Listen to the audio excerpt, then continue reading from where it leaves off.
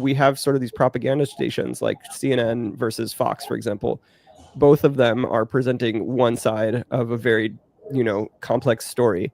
And you could say one of them is more accurate and the other is less accurate or something like that. But fundamentally, both of them are presenting narratives that are supposed to be cohesive by leaving out parts that go against those narratives. So what I end up seeing is I see that we have these sort of two propaganda channels, or multiple, and then we have these bubbles growing in different parts of the country where there's like a liberal bubble in different places, there's conservative bubbles or Trumpian bubbles or whatever in different places, where inside of those bubbles, people are getting wildly different information, different narratives, different views on the world. In some cases, different facts. In most cases, different opinions and viewpoints and perspectives.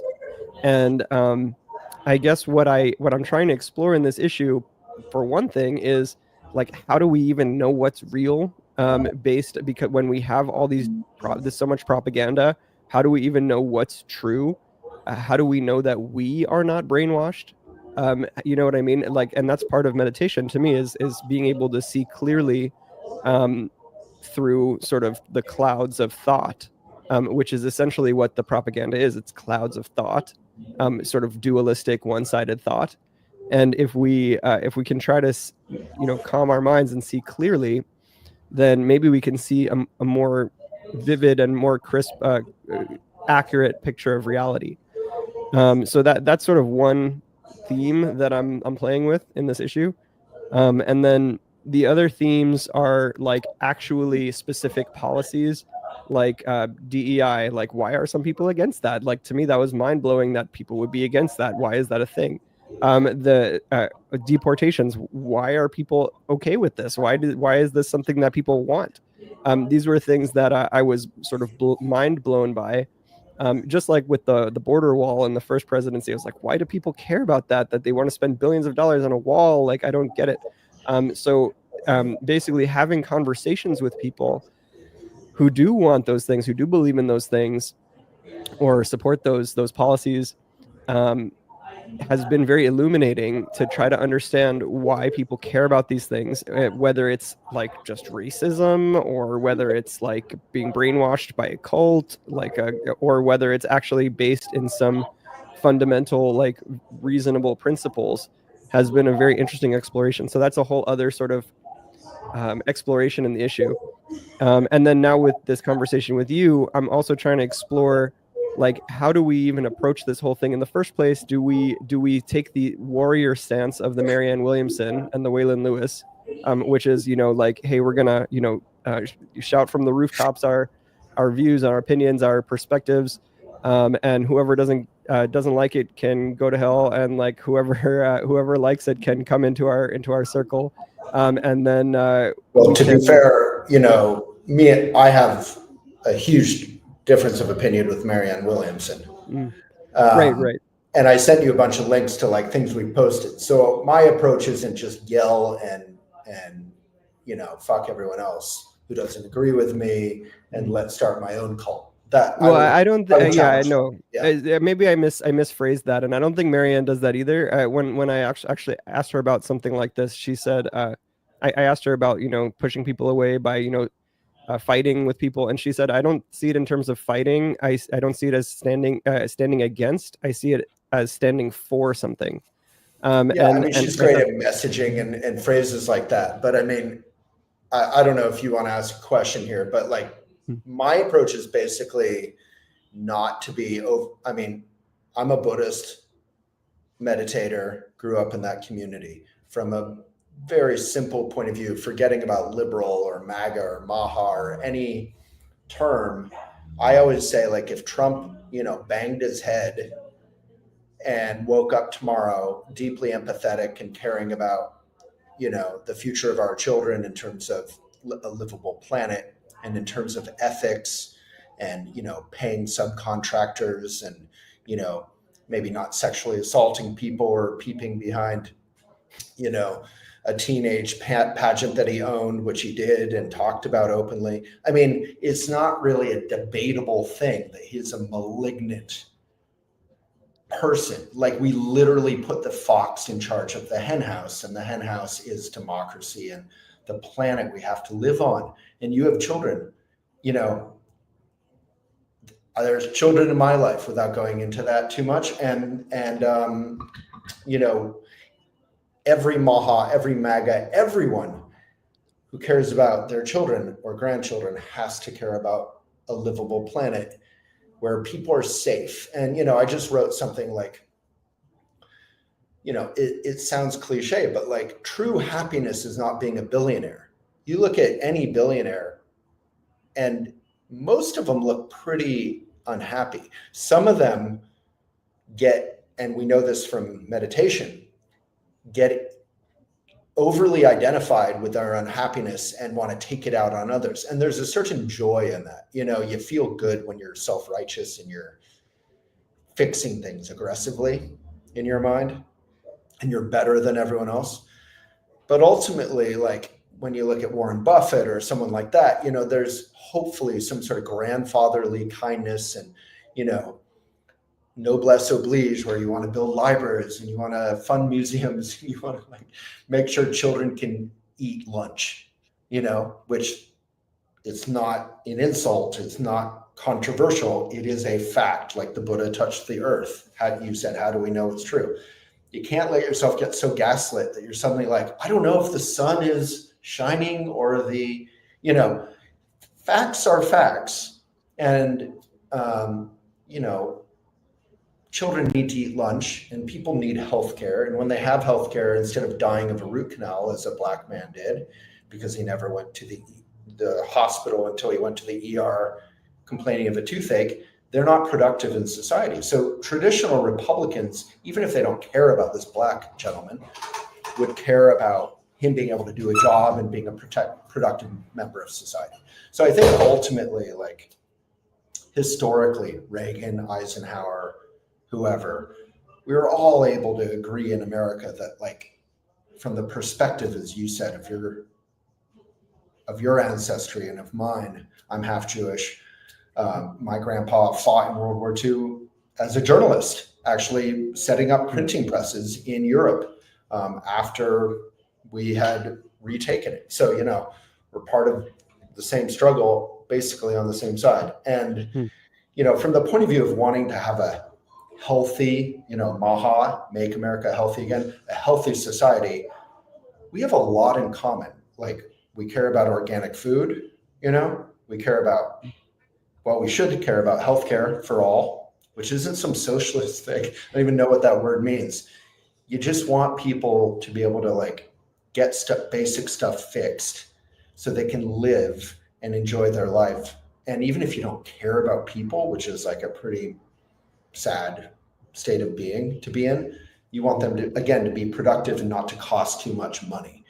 And when people go to ERs, they cost more money than if they get healthcare preventative. So you know, Michelle Obama was like planting organic garden and the Republicans hate it. Now I welcome RFK caring about organics and stuff like that. Where I have a problem with Maha is it's not consistent. Like Trump has already allowed sewage back into water. He's already, you know, gutted the Clean Air and Clean Water Act. I don't think this is, I mean, honestly, it's sort of like we're in a relationship in the United States with every single citizen. And you can't be so scared to alienate people, which I don't want to do, because like you said, if you're only talking your choir, you have a limited impact. But you also can't allow yourself to get kind of gaslit where you're saying red is green, you know, like Orwell style. Like you have to, truth is what Dharma means, right? So yeah. Well, that's something so important. I want to get into understanding how you know what is a fact and how you, like, when something is contested, you know, we go to, as journalists, we go to primary sources as much as we can. But sometimes even those primary sources can be contested. There are certain situations where, okay, let me give you an example of some of the propaganda on the left, just so that you can get a sense of why I started getting confused about what's real and what's not.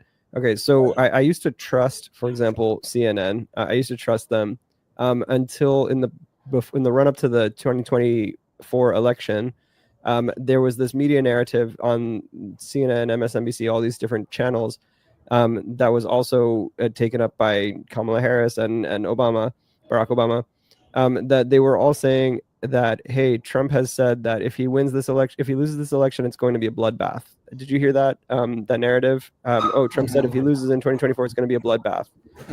Just kind of like parroting, reminding us of January 6th, reminding us of like his dictatorial tendencies and insurrectionist tendencies or whatever, by saying this is going to be a bloodbath. So then I also try to watch things that I disagree with or that are on the other side of the spectrum from what I agree with or what I normally believe. I watched Trump go on Joe Rogan, and I also watched Elon on Joe Rogan. Both of them were talking about that narrative because it was happening at that time that was being parroted in the media. And they both said like, hey, look, this, what they're saying, it's so funny that they take it out of context so much that a clip of Trump talking about the auto industry losing to the Japanese auto industry, American auto industry losing to the Japanese auto industry, that it will be a bloodbath if the tariffs aren't in the right way, if they don't have the tariffs in the right way. Then and it's such an obvious example of him talking about something economic, like a problem that would happen if there was no tariffs, to be interpreted as like political violence. There's going to be a bloodbath, rather than talking about the auto industry, just taking it completely out of context, and then being completely all over the news. And then I watched that, and I was like, okay, let me go check the primary source. I'm going to go watch the video of Trump talking. And Trump was obviously saying this is, it's going to be a bloodbath for the auto industry if we don't have tariffs, because the Japanese auto industry is going to take over. So when I saw that video, and then the next day I saw Obama and Kamala Harris on stages saying like, this is a man who says that it's going to be a bloodbath if he loses. Just repeating that same thing, I just suddenly became like, it was like a disillusionment moment. Mm-hmm. Like, oh, okay, I was trusting these sources. I thought that these were reliable sources, and they're actually not. They're propaganda sources. Even the candidate, even the people, even Obama, who I had very, very, been very excited when he won, and he was one of my favorite presidents, if not my favorite of my lifetime.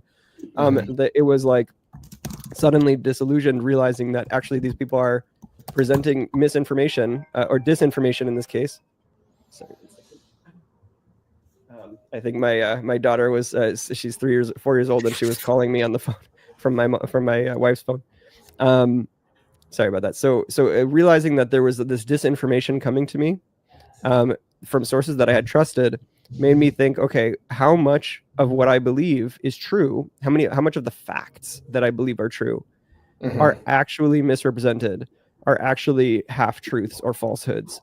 And I started digging into the headlines. I get a news feed on my phone with MSNBC and CNN and all these sources, and I click on. Sometimes I don't even click on them. I just see the headlines. Of Trump did this person did that, this person is denying science, this person is whatever.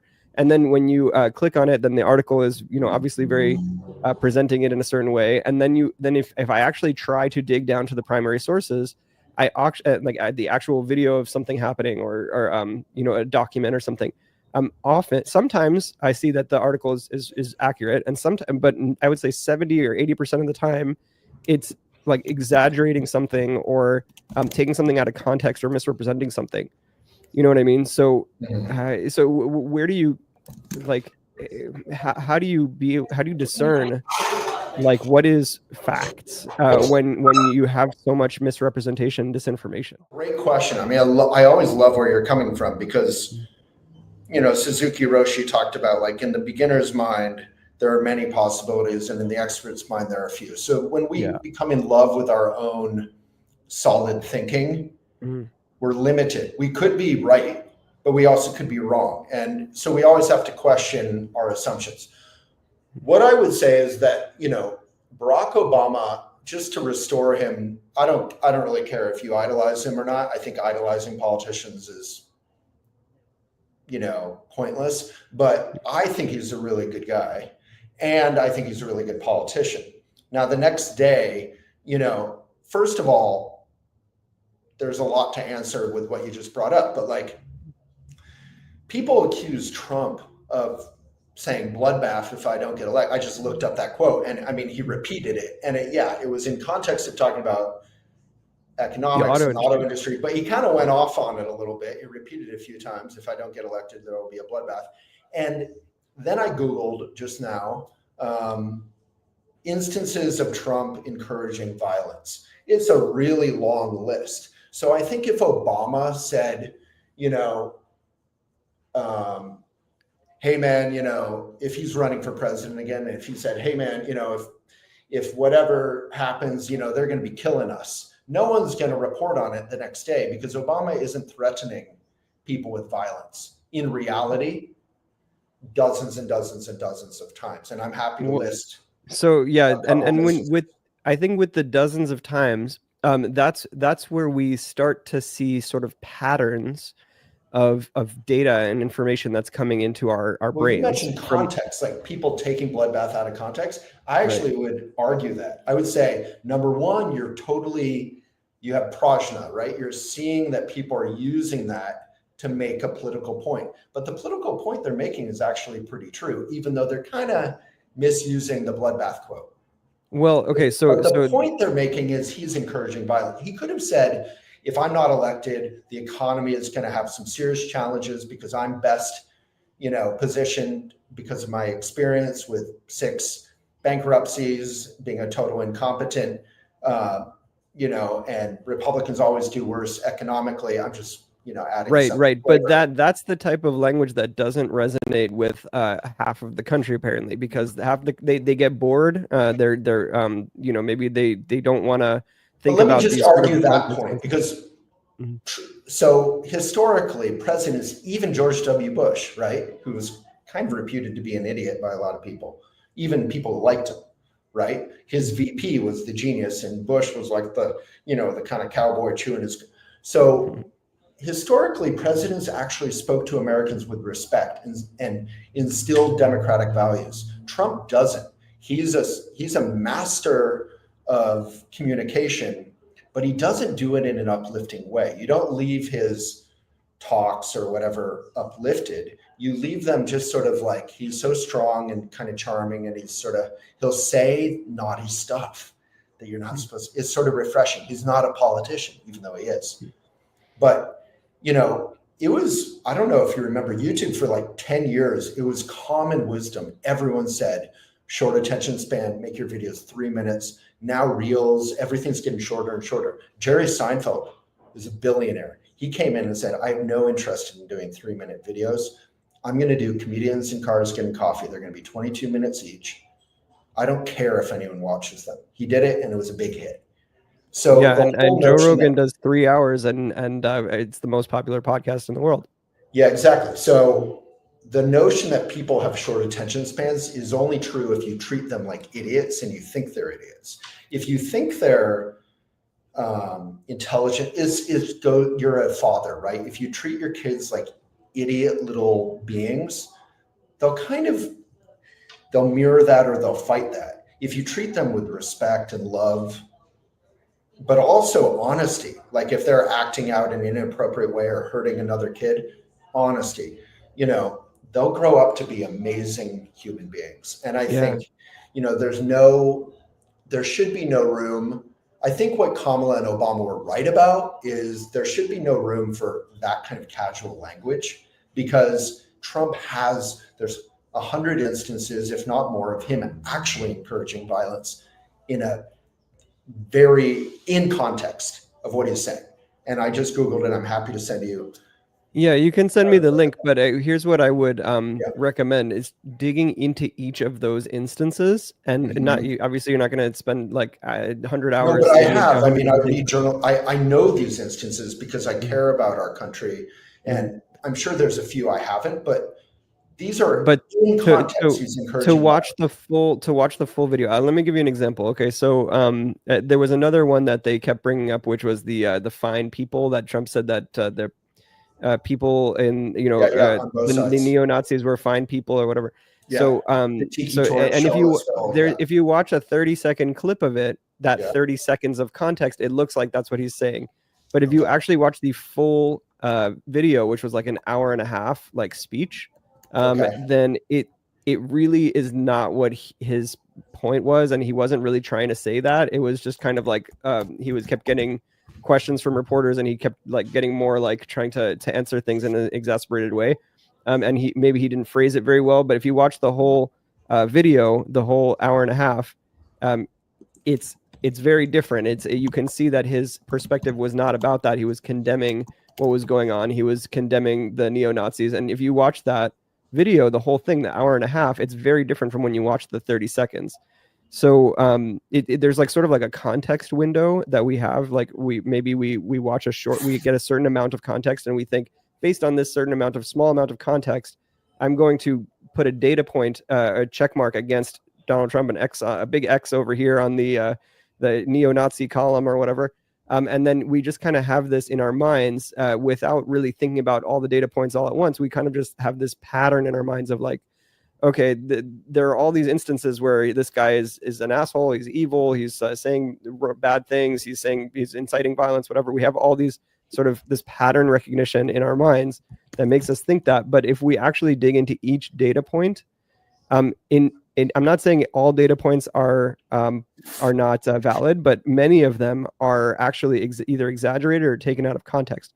And that's what I started to notice when I started digging into these things after the bloodbath thing. That was the awakening moment, sort of, where I was like, oh, okay, they really don't care about truth. Like they really don't care. And then starting to digging into each article, each one that popped up in my news feed.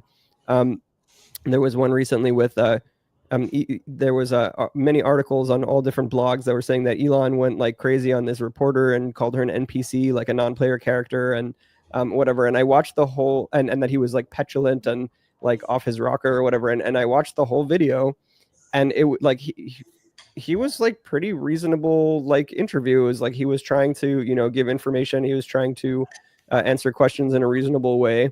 But basically it was clear he was like in a place in the world where he had just woken up, and he was like bleary-eyed and drinking coffee, and like he lost his temper at this reporter for sort of asking the same question over and over and refusing to answer his questions. Just without going into everything, like there's nothing more liberal and progressive than kind of what you're doing, which is like deeply trying to empathize with everyone, including and especially people who disagree with you. And that's why when we were texting the other day, like the paradox of intolerance or tolerance is so important for empathetic or caring people to keep in mind, because you are doing a lot of work right now for pretty bad people. Like Elon is well known to be addicted to all kinds of stuff, and there's sexual assault on his resume. There's a lot of issues with his ethics. So to call him like, oh, he's a little tired and just woke up, and like, okay, there is a context for Trump's calls for violence, and I have dug into a lot of them.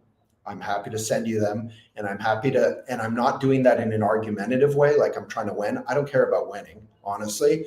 Me neither. Like you care about ethics and about our planet and about truth and facts, and the truth, the whole truth, nothing but the truth. You have to have the context, the whole truth. So I'm there with you, but Trump does call for violence, and he, when the looting starts, the shooting starts, that's a racist dog whistle. It's a Jew with ancestors in camps during World War II. The power of dog whistles. So when he's saying bloodbath, it's a very deliberate word, and I don't think it's dishonest for Kamala and Obama or anyone to criticize that. What is dishonest there is they're leaving out the context of what he's saying.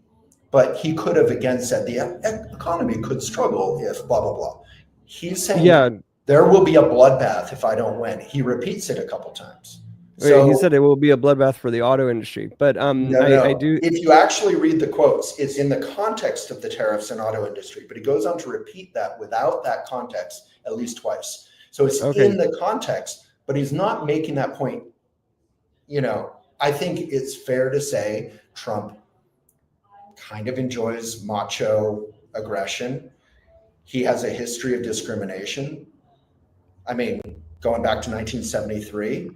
And, I think it's fair to look at who you're talking with or who you're listening with. And, I think you're doing a beautifully, you know, like your intentions are good and you want to reach everyone.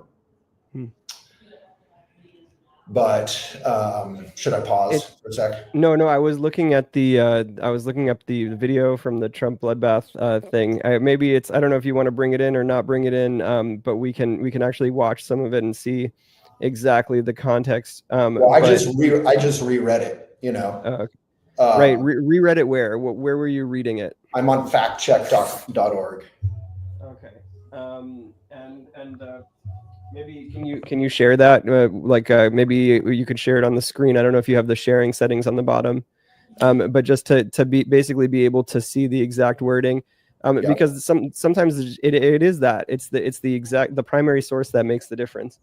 Yeah, we can add that to the video, but let me just repeat something. Like the context of who someone is does matter. It informs how people hear coded things, dog whistle, aggressive language. Again, if Mother Teresa got up and said, if we don't get tomato bisque for lunch, there's going to be a bloodbath, no one is thinking she's threatening anyone. If Trump says it, a lot of people are thinking that. Right. Okay.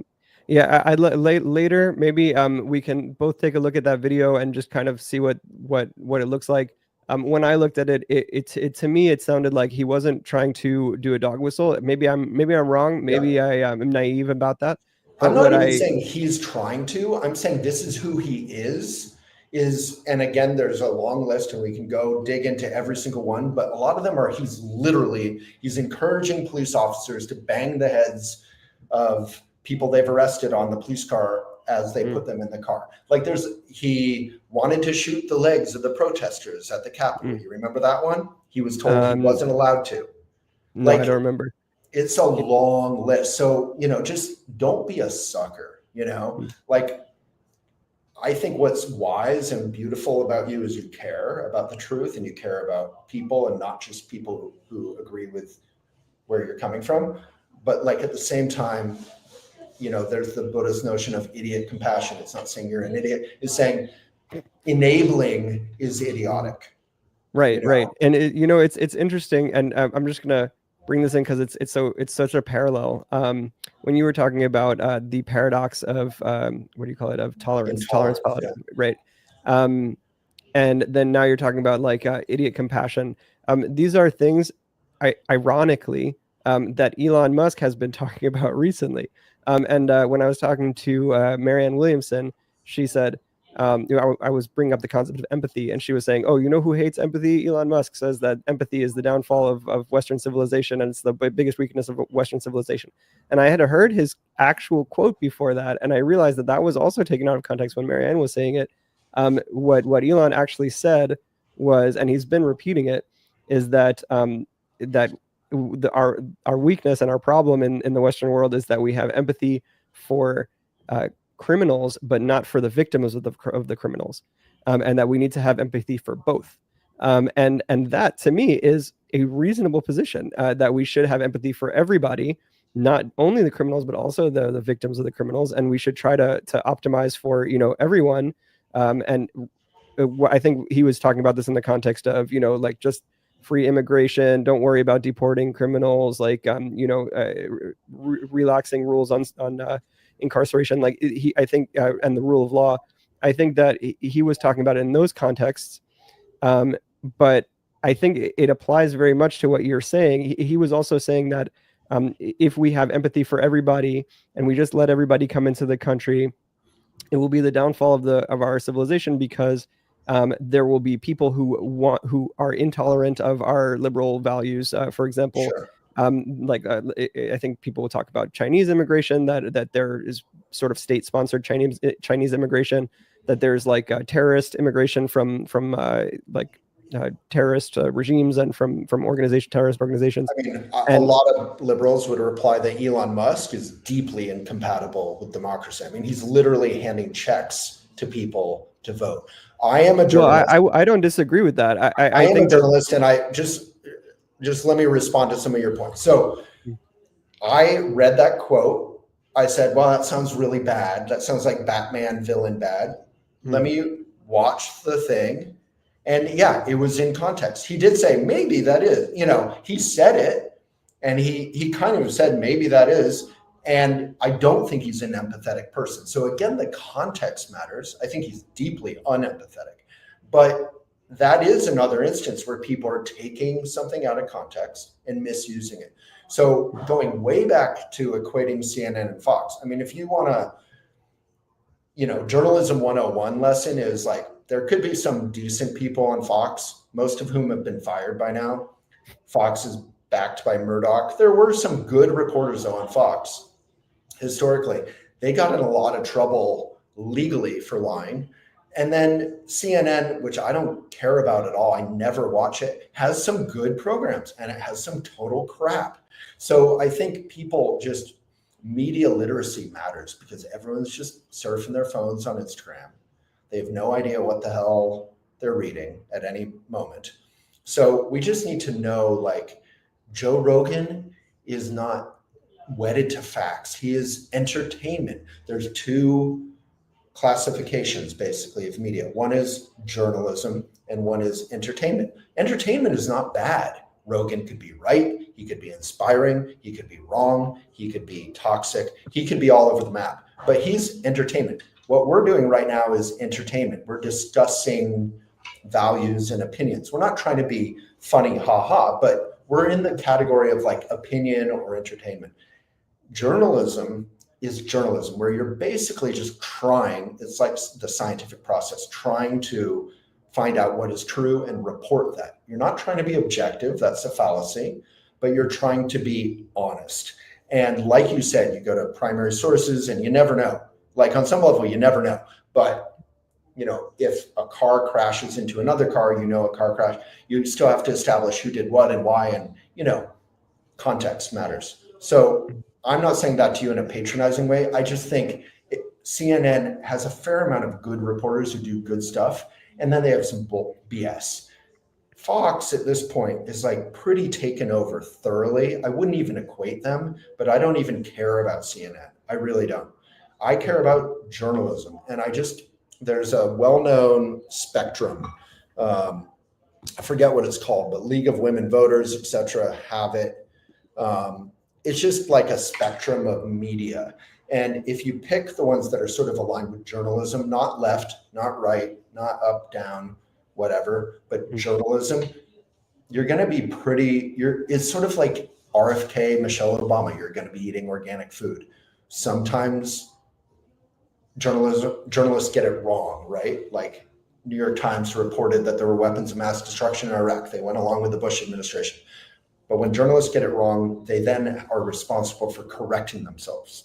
So journalism at its root is not for profit. It's not capitalistic, but it is a business. And that's why it's struggling right now, so much of it. But its mission is truth and serving the public good. Thomas Jefferson, many founders of the US said, an informed citizenry is required for the survival of democracy. So it's really on us to wed yourself, not to CNN, not to Fox, whatever. And again, I don't grant that they're the same thing. Yeah. Anderson Cooper, for example, I think does pretty good work. But get a diet of journalism, subscribe to it. And if you dislike it because it disagrees with you, that could be good for you. And I love New York Times, I love New Yorker, etc. MAGA might say those are liberal. But they have conservative voices on the opinion side that, and you're allowed to disagree with them. You don't have to we're not playing for a team. We're playing for the team of truth, hopefully, and not just truth, but caring, because literally, just so we don't lose the forest for the trees, we're in a moment where we're crossing the threshold of a livable, habitable planet. And that is not really debatable, sadly. And if we just keep arguing, I like Joe Rogan, I like CNN, I like Fox, whatever, we're going to just wake up with our children and grandchildren living in an uninhabitable world. And that's really heartbreaking. And this world is beautiful. And let's invest in society and this planet. Yeah, I know that you already are not a fan of Elon and stuff. That makes sense. But again, if Elon hit his head, No, I know, but so what you were saying, sorry, you didn't finish the thought when you were talking about Trump. If he hit his head then and changed his viewpoints, then you'd support him. Is Yeah, if basically you what you're woke saying. up in the morning, it was like, you know what?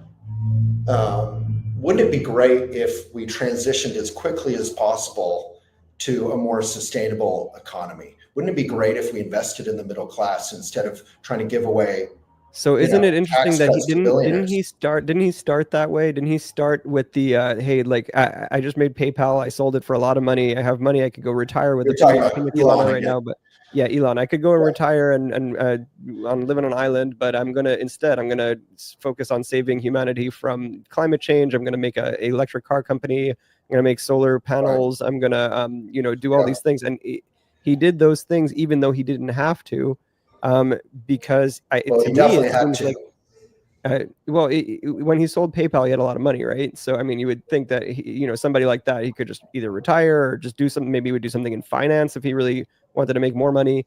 But like, why would someone with that kind of payout, like who's just like sitting on top of like the world essentially, there's so much money that he doesn't need to do anything. Why would somebody like that go so hardcore into what was at the time like a silly electric car venture that everybody thought would Yeah. fail? Like solar panels, trying to, for at least based on what he said, to save the world from the climate crisis. And why would somebody do that at that point? And then at this point, like completely sort of flip on it and say like, you know Yeah. what, like those things are not as important as I thought, and maybe the more important thing is XYZ.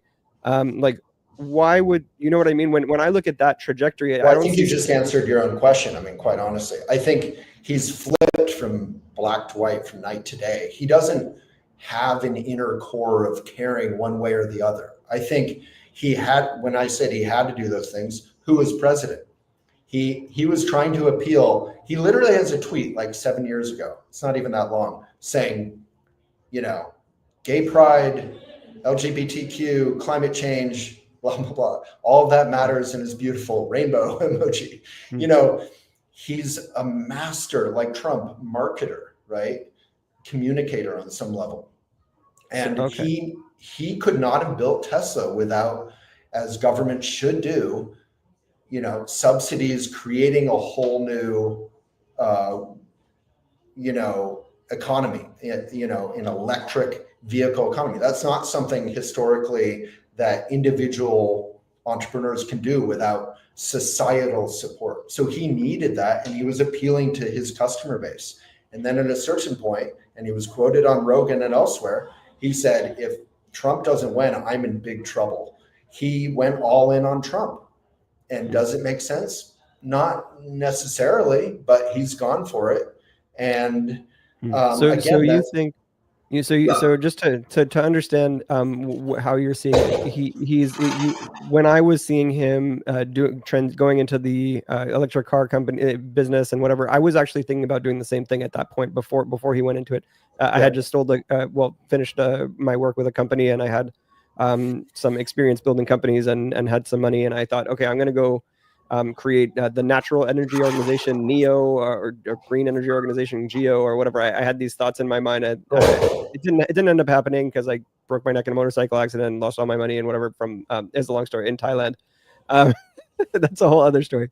But when I saw him doing that, I was like, okay, cool. Like this guy's doing it. That's good. And I felt like I could relate. It was incredibly helpful. Yeah. Yeah. So I was like, I can relate to this guy. He's trying to save the world. He's trying to do the same thing that I was trying to do. I don't think he ever, I think we now know he wasn't trying to save the world. He was trying to build a business, and he did it incredibly daringly, but he also had vast support from the US government, and he wouldn't have made it without that. So you think that it like his whole foray into sustainable electric cars and things, all that stuff was like a cynical ploy to get government funding from like the ESG funds or whatever? Well, you're asking me to read someone's mind. Like I've lived in Boulder. I'm friends with Kimball Musk's brother. They sold a company that was not PayPal, just to clarify, but it was bought as part of PayPal. They had a lot of money, but they're young guys. They're like 30 or something at the time. And again, Elon Musk was technically an illegal immigrant. They've talked about that openly. But yeah, when you have $350 million or whatever at the age of 30, do you want to retire? Most people would get bored being on a beach in Baja, having sex with everything that moves after a couple weeks, right? They have egos, like a lot of people, especially people with huge success at a young age. So honestly, I don't really care what his motivation was. I care what he does. And what he's doing is harming people. I mean, Doge was immensely stupid. I mean, he gutted the parks department. I'm not trying to offend MAGA people, by the way. I'm really not. MAGA people, like all of us, love the national parks. They're America's greatest success. And he gutted their staff, and they were hugely profitable. So they're not saving money by gutting them. If you want to treat it like a business, government is not a business. Government will invest in something like Tesla for 10 years before it pays off, right? But if you want to treat it like a business, gutting the national parks, let alone, NOAA or NIST or any of these agencies, doesn't make sense. Getting rid of all the vaccine experts. I mean, you got to have a pretty cynical worldview to think all these scientists are devoting themselves to poison, without getting the whole vaccine thing. Like, there's a lot of different diseases going around and we're totally unprepared. You can talk about cybersecurity. They got rid of those people. Like, we are sitting ducks right now, and a Republican, an old-fashioned Republican who I would disagree with, would say the same thing. Like, we are just exposed. So do I care about Elon's inner motivation? Not really. I think it's transparent. Here's why I think the motivation is important. Because if his motivation is idealistic in some way, like he is seriously, when he expresses his concerns, he says the United States has trillions and trillions of dollars in debt. We have debt payments is like 30% of our current budget. That's completely unsustainable. We're going to go bankrupt as a country. China and these sort of dictatorships in the East are going to take over, and we're going to be basically fucked as a country. And Western civilization will fall, and then his whole at least based on what he says, his motivation to get humans to Mars so that we can survive catastrophic events here on Earth, for example, and to be multiplanetary and whatever. These things that he says, if you take them at face value, if you believe that he's not lying, then he essentially, if that's his motivation, then you can be like, okay, let's look at what is actually happening with Doge. Let's actually dig into like what's being reported by whom. Elon says that the reporting on Doge was extremely propagandic or whatever, one-sided, because there are so many people that were benefiting from all the government money that were going to a lot of these programs that were wasteful or fraudulent or whatever. I mean, if you listen to him, and if you believe he's so if you believe that his motivation is not evil and that it is idealistic in some way, then you can kind of listen. You can kind of try to dig into things, and it takes a lot of time to dig, but sometimes you can find that certain things are true. Sometimes you can see that certain things are false or misrepresented or exaggerated. And you can do the same thing on the other side of the story of the people that are attacking him. I don't grant any of that. No. Okay. I think if on the other hand, wild false equivalencies, like experts throughout our government have devoted themselves to public service, getting paid 1/5 of what they could in the private sector, like where Elon is, richest guy in the world. He has yachts. He can do whatever he wants. These are people who did the opposite. They did like government service. Are there some bad employees in the government? Yes. Could you have looked at their performance, blah, blah, blah, in a mature way, like the Clinton administration did, and fire a bunch of people? Yes, you could do that. He didn't do that. He fired like wide swaths of people. Of course they're going to be offended, but most of them are offended because they care deeply about the work they're doing, like USAID, versus, the propaganda coming from a guy who owns his own propaganda machine, Twitter. That accusation, that's rich, and no pun intended. Elon is the richest guy in the world. He lies just like he breathes, and sometimes his lies are beautiful, sometimes his lies are cruel. Right. So that goes back to motivation when you interpret things as lies versus maybe misunderstanding or being confused. Because I think that people like Elon and Trump even can be confused and brainwashed in their own ways. I think Trump is often brainwashed by Fox, for example. Maybe I'm giving him too much credit and saying that he's naive rather than evil or something. But when I for example, I'm not saying they're evil. I mean, we're meditators. Like, these are people operating with egos, and ego makes you lie. Whatever you want to happen, you'll try to get it, either honestly or dishonestly. I'm not saying anyone's evil. So, okay. Don't well, that's a good clarification. Yeah. That's a good clarification. Thank you. I think hurting people and hurting our planet is an evil action. Right. But okay. I get you. Yeah. Anyway, I just what I was trying to I want to finish why I was saying about the motivation being so important. And what you said is totally legitimate. I appreciate that. What I was trying to say is that if you sort of come to it from looking at it like, everybody has mixed motivations, right? Everybody's got mixed motivations. Elon might have a motivation to be, a savior of humanity, a messiah or whatever, and also have at the same time a motivation for power and self-preservation and his own ego and all that stuff. He may have both of those at the same time. So if you look at it like that his actions are mostly stemming from his sort of altruistic leanings, which I think he has some, then you think, okay, what is he actually doing? What is happening? And you look at the reporting on both sides and you try to dig into it and you try to understand, why is he doing these things? Is this to try to save money on the budget and people are pushing back because they're afraid of losing some government funds, or is it because he is actually doing this for a nefarious reason? So if you look at the other possibility, which is that his motivations are nefarious in some way. For example, there's a lot of connections between Putin and Trump and Musk, as an example. A lot of connections between Putin and those guys, and it's very possible that there is actual either manipulation. It could be indirect or it could be direct manipulation of their actions in order to weaken the United States in order for Russia to gain power.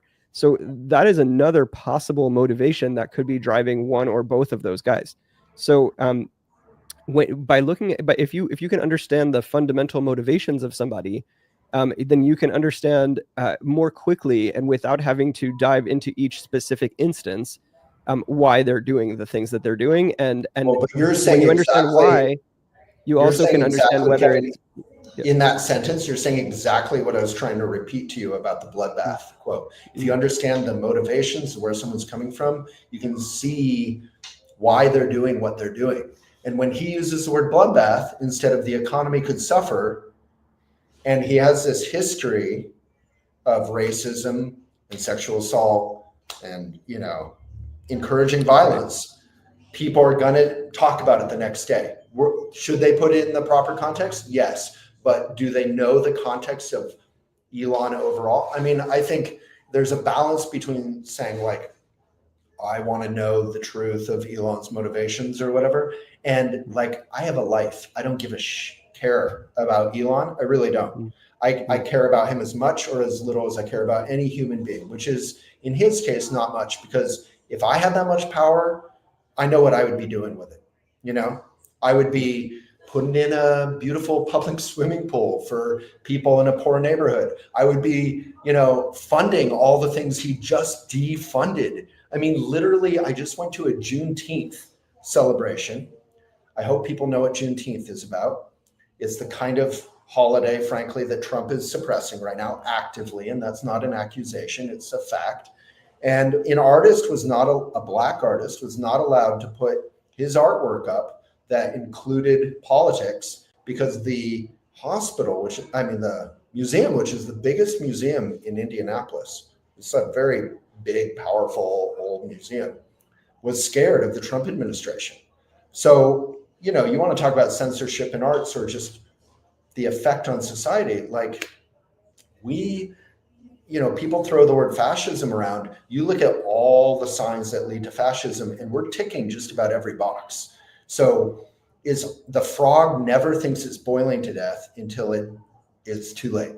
So I don't think it's hype to say, look, democratic institutions, and I mean little d, not the party, institutions that are here, like libraries, the right to protest, all that, they're under attack right now. And that should concern Republicans as much as Democrats, as much as people don't care about politics. Yeah.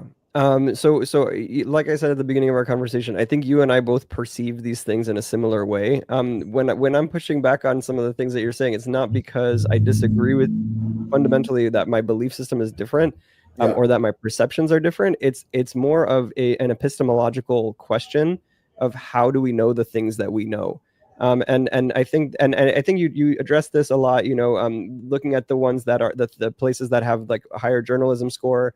And I think that's a good idea to also to dig into the primary sources as much as possible, and like seek the facts and stuff like that.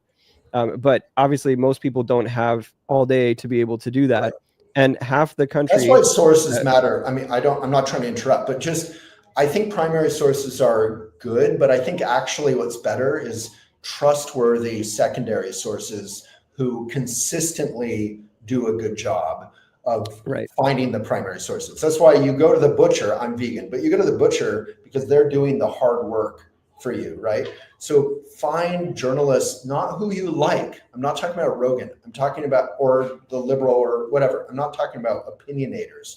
Go find journalists, journalism, and subscribe to it, support it. And sometimes Can you recommend one or two factual like yeah, I journalists can send you the whole like spectrum and people can pick their own. I mean, I think a lot of it is like, you know, goes back to Colbert's joke back when he pretended to be a conservative, whatever. He said truthiness has a well-known liberal bias. I think a lot of liberalism isn't, I want to, be liberal and, dance around the flowery meadows. I think a lot of liberalism, like my style, is I care about democratic principles. I care about equal rights further than I do care about equity.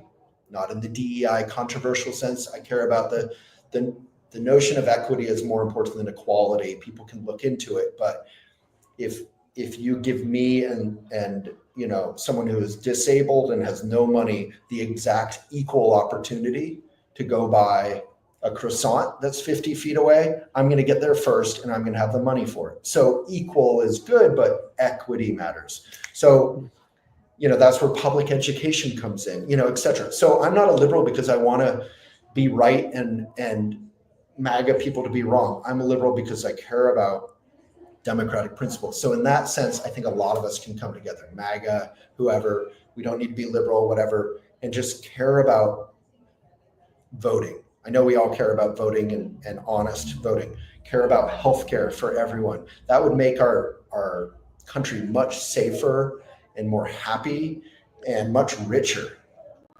Just basic things like that. Like I think a lot of MAGA people don't want to get involved in foreign wars. I think generally that's really good. Like we don't want to be at war. Right. Yeah. So you were saying that the MAGA and the liberal people can come together about certain issues. You were saying specifically about healthcare. I think that there's a lot of people in the conservative side, they don't like the universal healthcare thing because they've been told a lot of like propaganda by the healthcare lobby, the health insurance lobby, and stuff like that. But there are also some that I think that are like really believe in what's libertarianism, like in small government, and part of me when I'm looking at the motivations of people or thinking about the motivations of people, Elon's actions could be, especially with Doge and things like that, could be interpreted through the lens of he believes in limited government and that financial responsibility and things like that. I don't really see the malicious motivation of why he would do something like that if he didn't have a motivation to actually save money. Do you see a different? He was under a threat of a lot of different consequences, lawsuits, etc., from the government, and the overlap with the agencies that he targeted and where he was under threat of consequences was more than 1-for-1. So like the FAA, for example, he gutted the FAA and then they let him shoot his second Starship and that exploded over Miami. It's a long list. People can look into that. I don't really care about him or his motivations, but what I do care about is, like Obama said many years ago about libertarianism, he said, it's a great theory if you're 12, because what's the most popular basic thing that every local politician promises? I'm going to fix the potholes. Right? libertarians hate potholes. Your tire goes into them. You can like literally damage your car. That's really irritating. Who pays for the roads? Society. Taxes. People say taxes are theft, right? Taxation is theft. That's a very popular libertarian or MAGA quote. Taxation is theft until you're angry about getting your car in a pothole, right? I mean, Elizabeth Warren went on a rant that was beautiful like 10 years ago about this. She was like, if you're a successful entrepreneur, good for you. But you have to acknowledge that your employees have basic education, thanks to society. Your product is delivered on roads, perhaps by a post office, thanks to society, et cetera, every step of the way. You know, there's safety regulations, OSHA, which has also been gutted. So, I mean, they're getting rid of Energy Star, which saved consumers hundreds of dollars every year, making products more efficient. Like, this is not a well-intentioned cutting of government. You know, Clinton, you can like him or not, I don't really care, but he definitely bought into the triangulation. Like, there's liberal, there's conservative, let's do the third way. And he did try to make government smaller. He balanced the budget, had a surplus, which Bush promptly spent with the Iraq War, etc. So with the Bush tax cuts, I mean, who on earth, name me a MAGA person, I don't mean a politician, I mean a good human being who could come on this show with us, who likes the idea of taking, you know, like, we're about to sell off 250 million acres of public lands, right? We're going to start small, but 250 million acres are in the law that they're writing, right? And that's just going to pay for like 0.01% of these historic tax cuts to the richest people. You know, people like me will get just a very little bit. Super rich people get more, etc. I think our society is sick. We're actually sick with idolizing rich people. You know why I'm not super rich? I could have sold Elephant for $70 million 10 years ago at our peak. I could have. And I had this weird thing called ethics where I was like, I actually care about climate change and stuff. I want to keep going. So do I regret not selling it? For sure, sometimes. But at the same time, if I had sold out on my own ethics, a lot of people would look up to me. And that's sad. You're not right because you're rich. You're just playing the field well. Often doing the ethical thing. You're a father. You can do what you want to do, or you can do what you kind of have to do to be a good father. So often we make sacrifices because we care about people on our planet, right? Yeah, I know you're the place that you are is probably going to close in a few minutes. So I just wanted to ask you this because you know, today, for example, I've been doing a lot of political interviews, as you've seen. Yeah. And that was great. Yesterday I got an email from somebody in our meditation teacher training program who's from North Carolina, and she said that she felt like, even though what I've been trying to do, just even though what I've been trying to do is try to create conversations between people, trying to create to understanding, and trying to get people's perspectives. I haven't even gone to the extent that, you know, people, you know, hey, Trump is wrong or whatever, Trump is doing bad things. I haven't gone to that extent. I've gone to the extent of just trying to understand where people are at and have real conversations with them. So this person from North Carolina that's in our MTT, our meditation teacher training program, said she's pulling out of the MTT program because she felt that we were doing all these political things that were denigrating or hateful toward Republicans and Trump or whatever, which is, by the way, no, I haven't done anything hateful toward anybody. No Republicans, no Trump, no nothing. All just real, like, empathy, unifying conversations. So I don't know exactly where she's coming from, but I do see that there are so many people in this country that do believe in what Trump is doing, that I would say close to half the country like supports what he's doing and believes in what he's doing. My question to you is, like, why do you think that is? Do you think that they are just brainwashed? Do you think that they're part of a cult? Do you think that they're not, they're low information people that don't know what they're doing, like, that are being brainwashed, taken by a cult leader? Do you think that they believe in something like values based, like they actually believe in racism? Or do you think that they maybe are coming from a different perspective, different set of values that is, like, maybe even a legitimate, some of their values being legitimate? Like, what do you think? That. I mean, I think, it's a vast group, so you can't answer that in a generalized way. I think young men particularly enjoy that Trump is kind of a macho, funny guy, right? Like, it's really tiring listening to politicians who are kind of full of self-doubt and blah, blah, blah. People want a charismatic leader, whether that charismatic leader is Obama or Biden or Kamala or whoever likes whoever. You can say, oh, they're charismatic. I love Beto, right? But Trump for sure is a charismatic strongman. That's not really a compliment. It just means that's what it is. A lot of people like that. I think there is a lot of racism in our country. I mean, just 50 years ago, women and sexism, etc. 50 years ago, my mom wasn't allowed to have her own P.O. box without the signature of her husband. I mean, we have to remember we're coming out of a history of racism and sexism that is still here. And I think it's the whole woke thing kind of encapsulates a lot of why so many people love Trump. I think, it's really, people don't like feeling apologetic and guilty and like they have to learn to be better people. That gives them a bad feeling, like they're in school again. It doesn't feel good. And when someone comes along and says, forget all that, in fact, F it. In fact, let's go kick some ass. It feels good. Anger feels good. And he's a master at that. But I think if you just come back to basic, I will just one small correction. I don't think he's a Republican. I think he's a Trump. He's a party of one. Traditional Republicans see almost nothing in Trump in terms of their values. I think, basically we just have to come back to like a basic question, which is, do we want to live in a democracy? Because for sure, Trump very clearly has not read the Bible. He's been asked about that many times. He's always like, I don't want to answer that question. I don't know. I can't quote a single thing. He hasn't read the Declaration of Independence, which he just said was a beautiful document of unity. It's literally a disunity. It's saying we're breaking off, to hell with the king. And he did that interview with Terry Moran in the Oval Office. He literally, it was clear, even if he loved Trump, like he just didn't know what it said. And then he doesn't know the Bill of Rights or the Constitution. So does that make him a bad person? I think he's a bad person based on his actions, but I don't think that makes him a bad person. I just think it makes him not interested in democracy.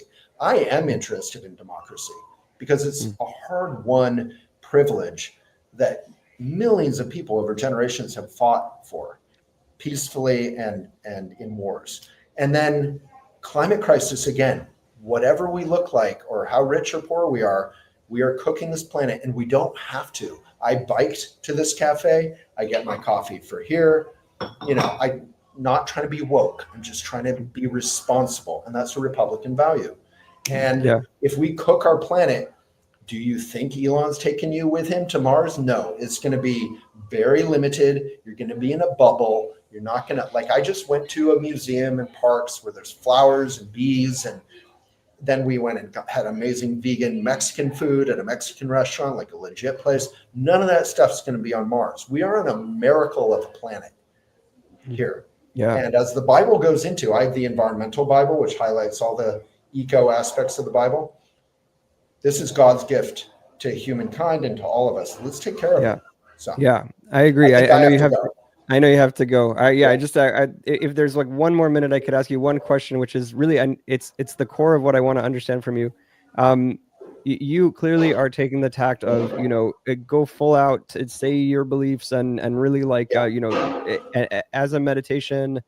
As a leader in a meditation space, that does help the world in some way, but it also can push some people away. What I've been doing recently and is to try to bridge understanding between the groups and not push people away, but rather to try to bridge understanding. Do you think that one way is better than the other? Do you think that my way is like from cowardice or something, or do you think that there's value in both and that both need to be done?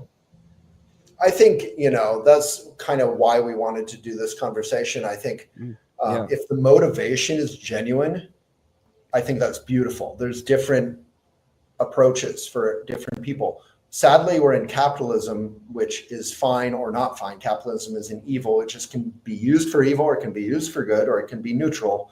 Sorry, I gotta go. So, you know, I think most people who do it don't want to lose fans or followers. I don't care if I do. If someone's lying or being hateful, they're gone.